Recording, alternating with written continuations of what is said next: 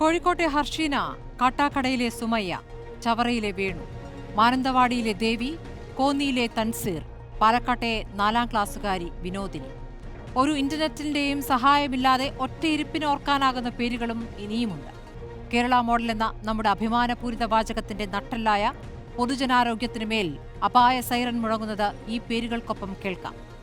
കേരളത്തിലെ ഒരു മെഡിക്കൽ കോളേജിൽ പോയി നോക്കണം.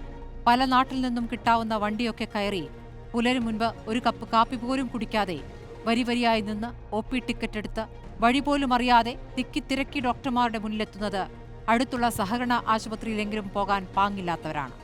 പോയാൽ വീട്ടിലടുപ്പ് പോയില്ല എന്ന് ഉറപ്പുള്ളവരാണ്. ബില്ലടയ്ക്കാൻ വഴിയുണ്ടാകില്ല എന്ന് ഉറപ്പുള്ളവരാണ്.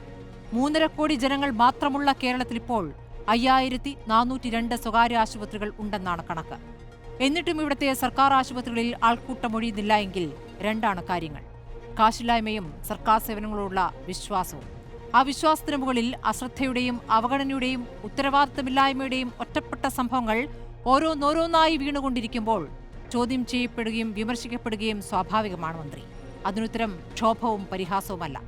പിന്നെ നാടാകെ രോഷം കൊണ്ടിരിക്കുമ്പോൾ റീത്തുവെച്ച അപക്വ പ്രതിഷേധവുമായി പ്രതിപക്ഷമിറങ്ങിയാൽ അത് നിങ്ങൾ ഉന്നയിക്കുന്ന വിഷയത്തിന്റെ മൂർച്ച കുറയ്ക്കുമെന്നെങ്കിലും മനസ്സിലാക്കണം. ജനത്തിന്റെ റീത്താർക്കെന്നതാണ് ചോദ്യം.